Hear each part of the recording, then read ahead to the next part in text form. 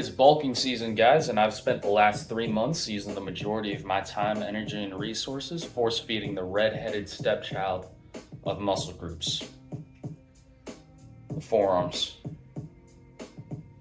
Here's the result,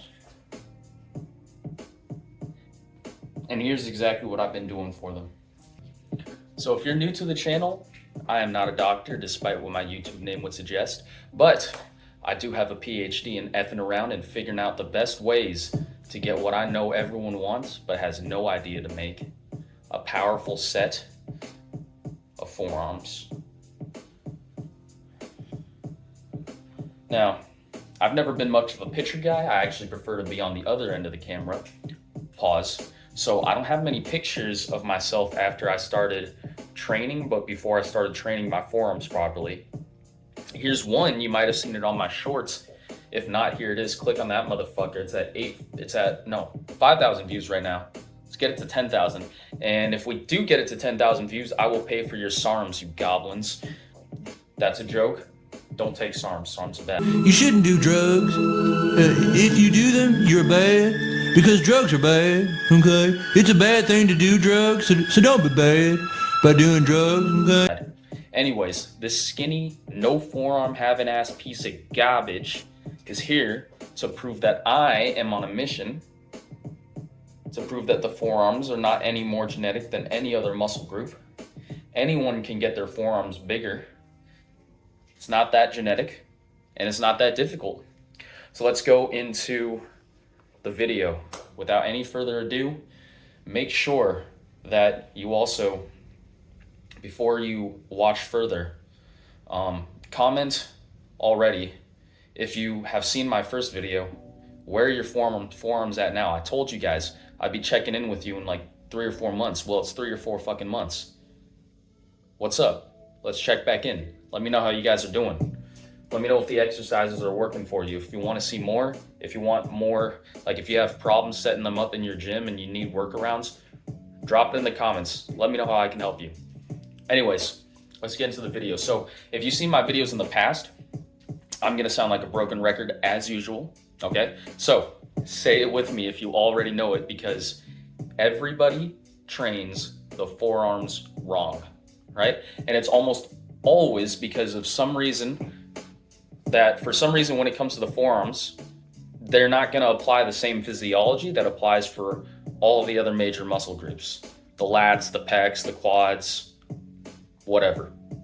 And the biggest factors that make a great hypertrophy exercise, okay, so that's going to be stability, leverage, and then focus on the target muscle. All of that shit gets just thrown out of the window in favor of 3 sets of 15 to 20 dumbbell curls with a silly range of motion. Now, if you want a couple examples of what I'm talking about, you should go check out my reaction videos right here and here. And if you want to know why my exercises are better, I have multiple videos with that info as well. Just take a look here and here. They're like my first few videos of the channel.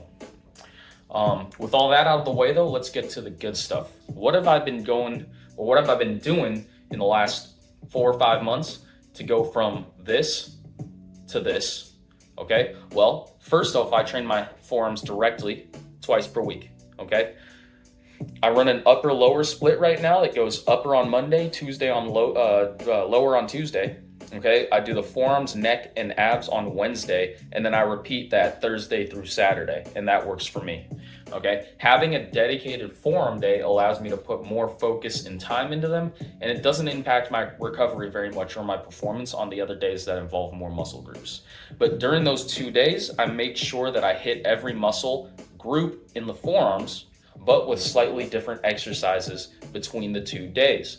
So for forearms 1, which is going to occur on Wednesday, I start with 2 sets per arm of, that little cable wrist exercise, the cable wrist flexion exercise that I've shown you here, right here. Okay, and these clips are all in my old videos, so I'm not gonna re-explain them here, but you can find an in-depth analysis on these exercises earlier in my channel. So go check those out if you haven't already. After I do those cable wrist flexions, I do 2 sets per arm of the cable wrist extensions. I simply go the other way, okay? And that is the meat and potatoes of the forearm growth right there. It's that simple. It's mainly going to be shown in the extensors and the flexors. But after the meat and potatoes, I never skip dessert, okay? And for that, what I choose is one set of supinators, supinations, okay, for the supinators, as well as one set of ulnar deviations per hand. So if you don't know what an ulnar deviation is, I don't blame you. This is some nerd shit. You've got two major bones in the wrist, or sorry, in the forearm, okay, that attach into the wrist joint. You've got the ulna, okay, which is on this side, and you've got the radius, which is on this side, okay? So ulnar deviations would be deviations towards the ulna. Radial deviations would be deviations towards the radius, okay? Simple, right? All right, cool.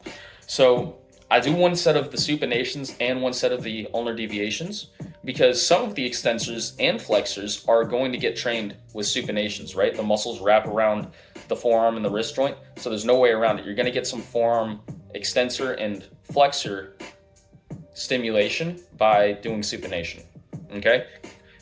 But as well as that, the smaller muscles in the forearms that kind of get missed with flexion and extension, those are going to be the main ones trained in this exercise, so you're going to get a lot of stimulus for those, okay?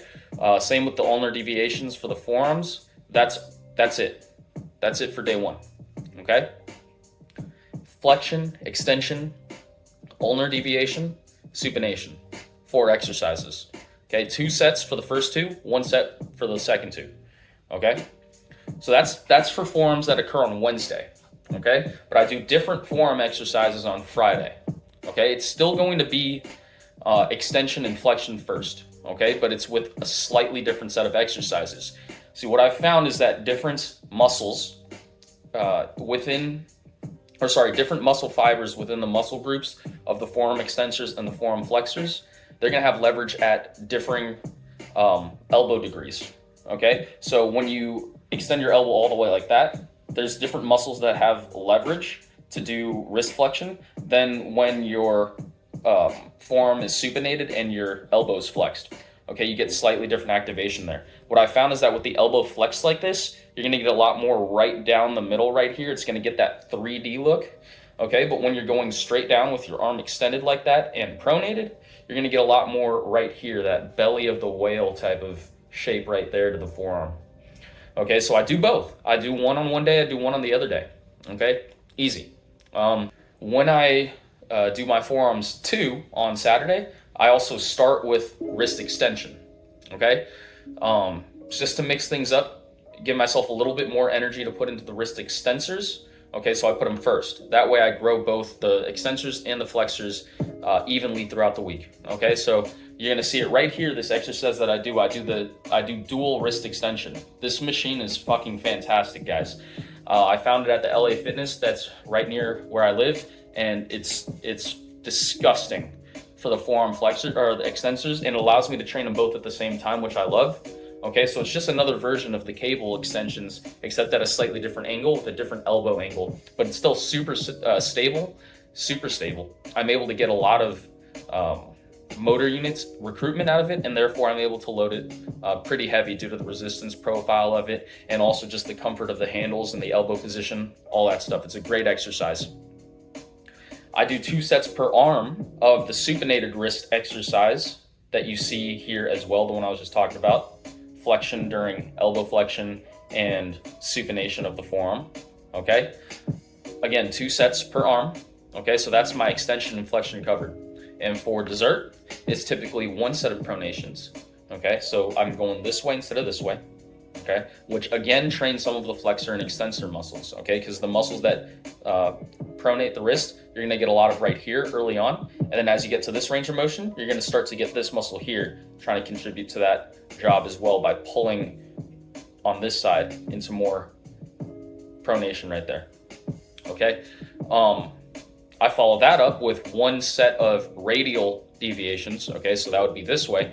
And I call this exercise the sniper because it looks like this. See that right there as well? Now, both pronations and snipers are going to train muscles that are neglected by simple flexion and extension, namely these muscles right here, okay, that you see working when I do this, okay? And then some of the little piano strings that you see right here, and then this base part of the forearm right here, okay, right where it inserts into the elbow, that gets a lot of stimulation from doing pronations, all right? Simple. Those are my 2 forearm days. As far as forearms go, that's it in a nutshell. I do neck exercises, I do ab exercises on the forearm days, but those come after, and I will show you everything also that I've been doing for the neck in a different video, as well as for the abs to maintain. I have to get up on my tiptoes here, but I've been able to maintain my abs throughout this bulk. I started the bulk off at 14%-ish body fat. Right now, I'm currently sitting around probably like 20, probably above 20. But even in despite of that fact that I'm above 20% body fat, oh, my computer's getting in the way. But I'll put pictures up. You can still see my abs, okay? Because that's because I train them. So a lot of people think that bulking means losing your abs. It doesn't have to necessarily mean that. If you are seriously training your abs during a bulk, it means that they're going to have the resources to grow. They're going to stand out like crazy, and you're still going to be able to see them well into the later stages of your bulk. Okay? So train the abs, train the neck. Those are 2 key pieces of advice that I can give you to maintain that kind of lean, more shredded look, even as you get more towards the end of your bulk. Okay, so this program, as you can tell, is fucking dummy simple. All right, mad lucid, high key, elementary, so on and so forth. What makes it work is that I choose exercises based on their ability to be loaded heavy. Okay, and why do we need heavy loading? See my first video. Okay, but the heavier you can load a muscle, notice I said muscle, not exercise. Okay, there's plenty of exercises you can load heavy as fuck and give the muscle no challenge. Okay, the easier it is to get to failure without doing a billion reps and generating a ton of fatigue. Okay, and therefore the easier it is to build muscle in the long term. Okay, simple, right?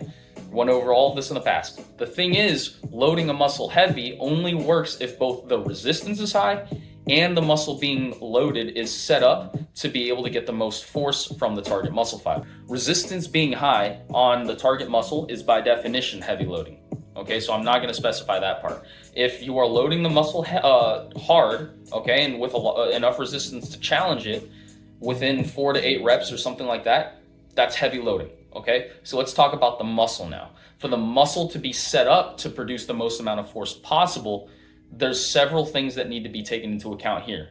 Okay, first of all, it needs to be at its strongest length. Okay, so some basic physiology first. Your muscles don't have equal leverage to move your joint at all lengths. So let's talk about the bicep real quick. Okay, the bicep needs to be pulling on stable joints in order to produce the most amount of force possible. So if I'm right here doing a bicep curl, okay, and my shoulder is moving around like this while I'm doing it, my elbows are moving around, or I just don't have as much stability as I could, okay, basically I'm not going to be producing as much force just automatically. My nervous system is going to shut off motor units. So again, you should try to understand motor unit recruitment by watching my first video so you can understand this next point more fully, but I'll still simplify it. Okay, so when your body detects instability, like if you're standing on a wobbly surface or something, it sends signals to your nervous system to automatically shut off access to a lot of your fast twitch muscle fibers, which are the ones that are the strongest and also grow the most. Okay, so again, if your shoulder and wrist, just like with the bicep curl, if your shoulder and wrist are moving around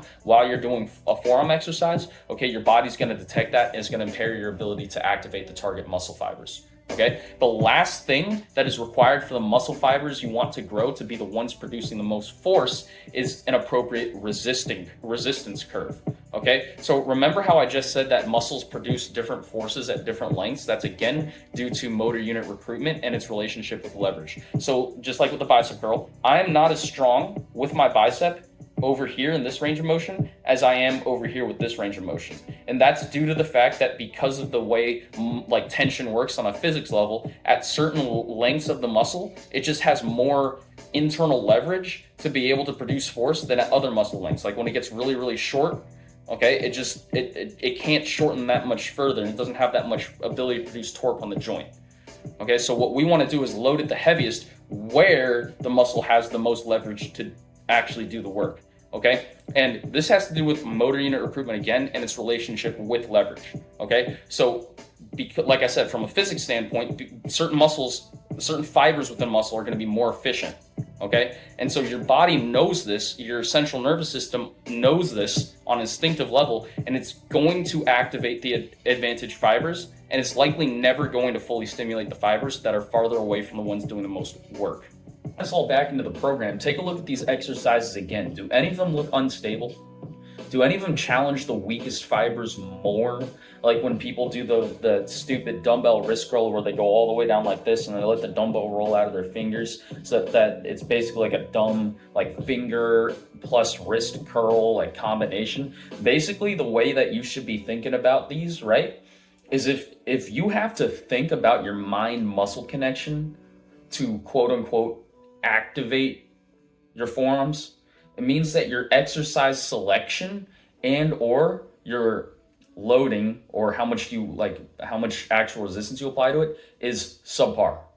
Okay? Because not only do the fibers I'm actually trying to grow reach failure on these, but the stability and the resistance curve of them allows me to go really heavy and take the muscles just barely past that sticking point when I'm at 1 RIR. So what that means is like, let's say I'm doing an exercise and I get to the point where I only got 1 rep in the tank, right? I can barely just do 1 more rep. Okay, does that rep look like this?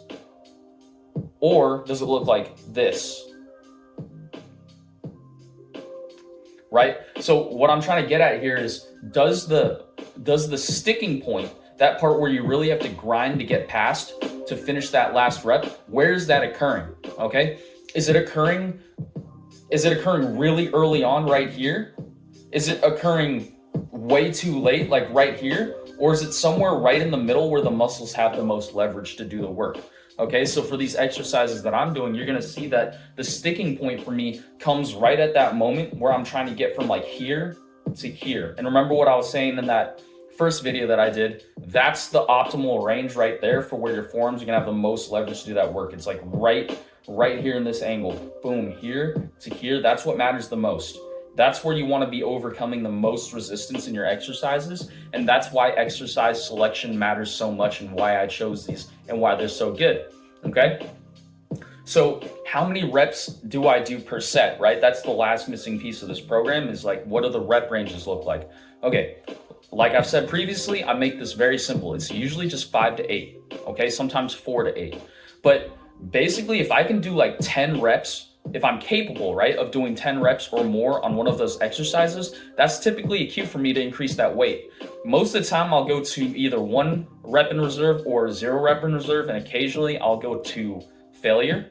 Okay, and if you're in the very beginning stages of like intermediate, so right after you get past the beginner stage, you understand how the exercises work, you're coordinated with them, you're no longer like a complete noob. After that, it gets a little bit more important to start going to failure more frequently, I should say, more often, getting stronger on each one of these exercises every single time you go into the gym. That's the key right there. Progressive overload is making sure you're training hard enough.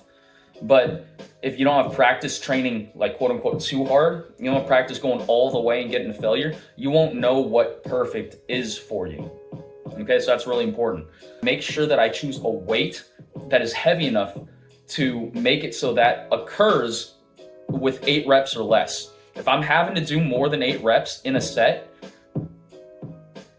usually it means for me that the weight is just a little bit too light. So that's an indication for me to increase the weight. So I'm thinking about weight first, okay? I'm always, when I'm programming, think about weight first before reps, okay? So the rep range, it's gonna be the same every time. I want it to fall in between 4 and 8, but I'm not just doing 4 to 8 reps with whatever weight that I feel like. The weight is determining how many reps I'm able to perform. And so I want to choose a weight that's going to limit my reps just because of how heavy the weight is. And if I use a weight that limits me to 8 reps or less, what you'll find is that from the very first couple reps, whether it's the first, the second, or third, very early on in the set, if you're not trying as hard as you can, you're not going to move the weight. Okay? Meaning, like, if you tried to voluntarily,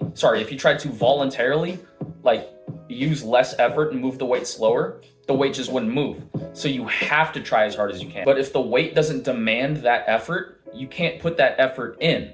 okay? Because you're just going to be putting in all that effort and the weight's going to move super fast. You don't get mechanical tension, right? There's no cross-bridge cycling that's occurring. There's no actual tension being generated in the muscle because the weight's just moving so fast, right? It doesn't have time to develop tension, okay? There's nothing pulling on the other side causing the muscle to have to strain. So you're not going to get growth from that. Okay, so make sure that you're thinking about your programming in a weight-first context. Okay, that's going to get you the most growth over the long term. Okay, so 2 sets for everything pretty much. Sometimes I'll do 3, sometimes I'll do 1. It just all depends on what I'm trying to like kind of focus more on during the program and where I am in the cycle. Okay, so oftentimes when I add new exercises in, I will start with a little bit lower of a volume. Maybe I'll just do 1 or 2 sets of that exercise, and then I might add a set, okay, in a few weeks. I might add 1, okay, but I'm not going crazy with it. I'm making small tweaks. I'm not going to go suddenly do 5 sets. I might do 3 sets one day, and we'll see how I recover from that. And if I'm not recovering session by session, then I know I'm doing a little bit too much. I'll knock it back down to 2. Okay, but all of these things are very sensitive. These factors when it comes to fatigue, generating fatigue, making sure you're covered in time for the next session, okay? The more frequently you train, the more you have to kind of be in tune to that rhythm kind of stimulus, recovery, and then stimulus again, and then recovery, and then stimulus again. You have to make sure that you're providing enough stimulus to keep growing up until your next workout and you're not shrinking back down to baseline.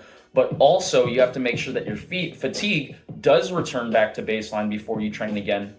So that way you're not training in a fatigue state and constantly under recovering. Okay, so with all that being said, right, there's many ways to structure your program and work your forearms in. Okay, so this is where we're going to kind of get into, you know, things that other people do that I don't do, that there are reasons why I don't do it like that. Okay, so certainly there are many ways to structure your program.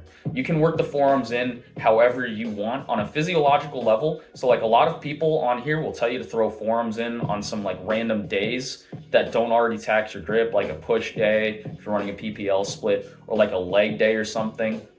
Okay, but I disagree with this approach for a few reasons, and those reasons are a little bit more personal to me, but you might find yourself in the same boat. And so if you're like kind of like the personality that I am, you're probably going to want to do things more like how I do it, as opposed to just trying to throw them in on days that technically work out on a physiological level, but don't quite strike the same chord. It hits a little bit different, if that makes sense. So the first reason, right, it actually might surprise you, because like I said, it has nothing to do with physiology. Okay, it's more of a psychological reason. I can guarantee you that the exercises you do first in your gym sessions are the ones that you're the most motivated to do, right? That's what brings you into the gym in the first place. Like just like literally everything in life, right? You're gonna prioritize things in order, not necessarily just of importance, but you're gonna prioritize things in order of motivation. The things that you wanna do first, you're naturally gonna do first.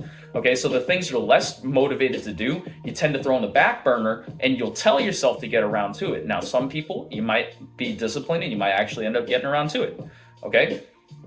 Most of the time, we don't get around to it, and the problem that you would have solved by just doing that thing first, it now compounds, and then you get less and less and less motivated to fix it. So you guys see how vicious of a cycle that is? When we hate things that make us feel incompetent, that makes us gravitate towards our strengths, which means we do the things that require our strengths and make those strengths stronger. And you're just increasing the gap between the strengths and your weaknesses, right? It's like a rich get richer, poor gets poor kind of situation. So the reason why I have my dedicated forearm days is because even though I'm already motivated to grow them, I know that at the end of the day, if I only have a certain amount of mental energy to give, I would much rather spend that energy pressing, right, pulling, curling, etc. Those things are way more fun than just moving my wrist around. Okay, so at the end of the day, I'd rather spend that energy just doing the things that are more fun. So that being said, this vicious cycle is just like an Australian toilet, baby. It spins the other way around too, okay? I've found for myself that training forearms first on their own day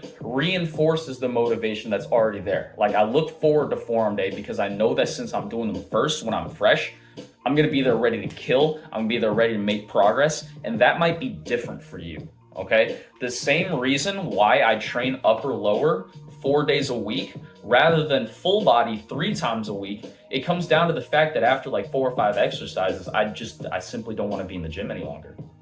All right, that's pretty much it. I'm mentally, I'm not with it anymore. 4 or 5 exercises, I'm over it.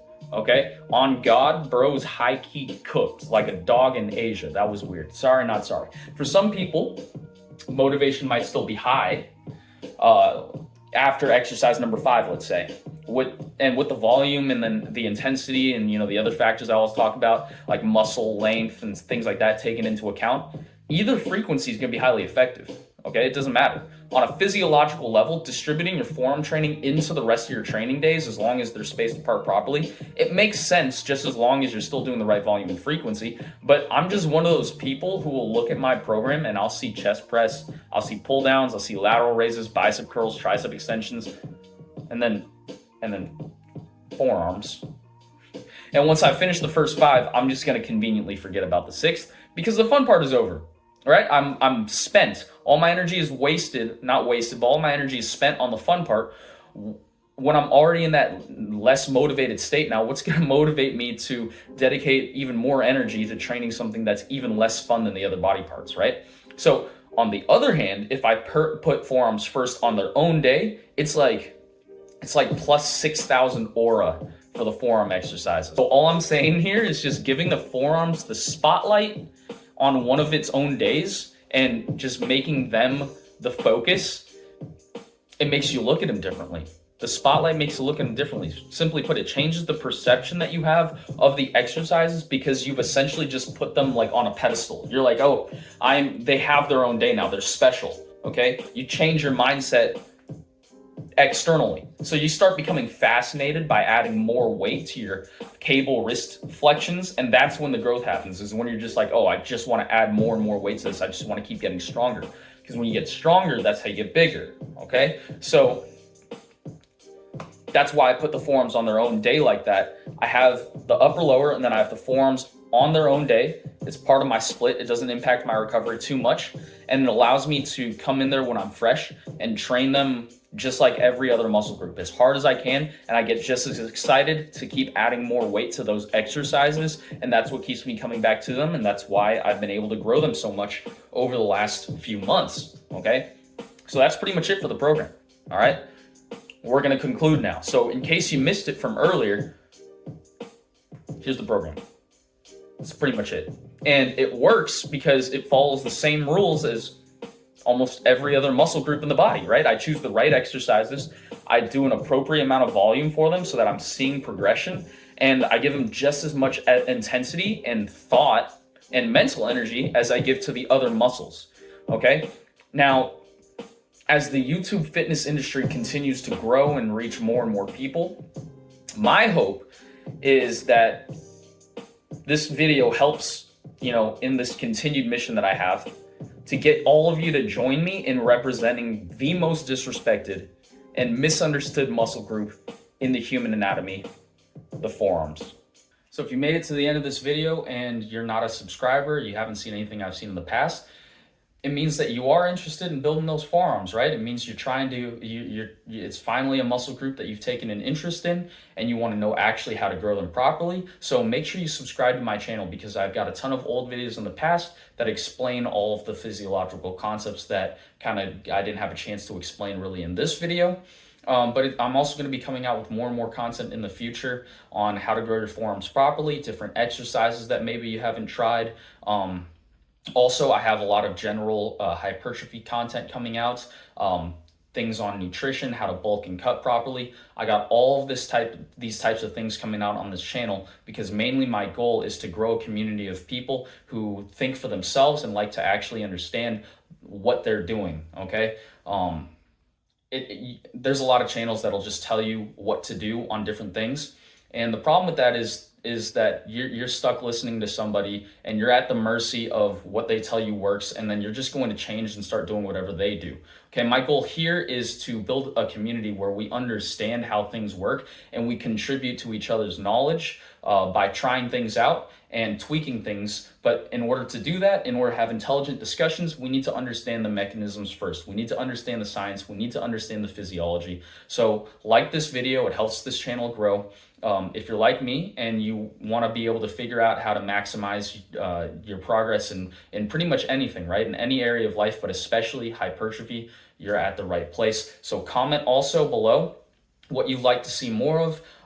If there's anything that you're confused about that I can help with specifically, what type of content you want to see in the future. And also make sure that if you have seen my video in the past, remember, like I said at the beginning, I need to see your updates now. You guys have told me that, some of you guys have told me that you're going to start these exercises, and that was like a few months ago. So I want to know how they've been working out for you so far. And if they haven't, let me know what's been getting in the way. Let me know what you feel is stopping you, and we'll see if we can make some adjustments and get you back on the right track there. Because all of these things, there's little things, there's details, there's nuances, various things that are going to impact your hypertrophy. Which that brings me to the last point of this outro, which I want you guys to stay tuned for my course on teachable.com, which is coming out soon, okay? I've been sweating, I've been working like a madman for the last 2 months to create an all-in-one hub of information where you're gonna get every single thing that you need to know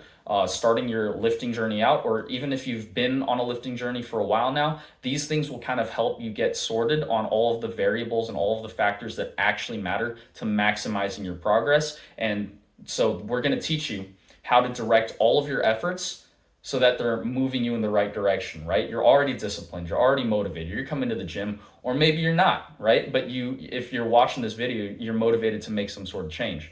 So I'm giving you what you're missing, which is not that motivation, it's not the discipline. What you're missing is simply just understanding how to direct your efforts properly. It's just the things to do, right? You've got a certain amount of energy to give. You can get everything you need to get done to maximize your progress. You can get all of that done with that amount of energy. But if you're spending that energy on stuff that you don't need to be doing or things that aren't productive, you're gonna get demotivated. You're not gonna see as much progress as you want. And that's the last thing I want to happen to you.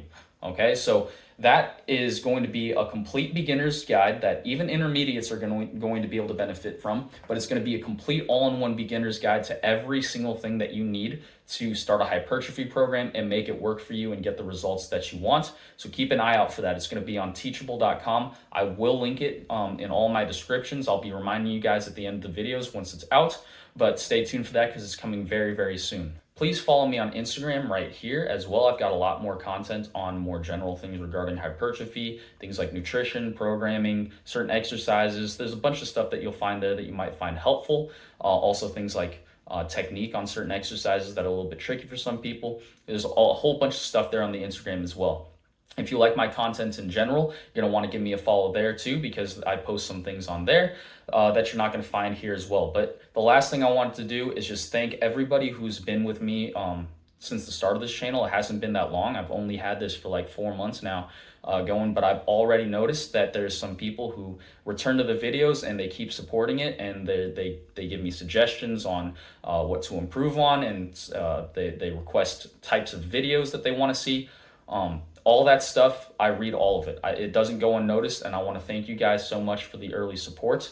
And just know, if you're part, I don't even have 100 subscribers yet. If you're part of those first 100 subscribers, make sure you comment on this video, because I want to make sure that every single one of you guys gets acknowledged for, later on when this channel grows. I want to make sure that I'm able to give back to you guys, because really, really, really, like I would not have the motivation to keep making these videos if it weren't for that early support that you guys gave me, for watching those videos in the past, and for continuing to stick with me now. All of that support it's very, very appreciated. I love all of you guys. I want to continue to make these videos to help you guys continue on your progress, get that absolute fucking beefy, bocky character ass look that you guys are trying to get. I want to help you guys with that as much as I can. And your support is what makes that possible. So with all that being said, I love you guys so much. I am Dr. Forearms. Peace out.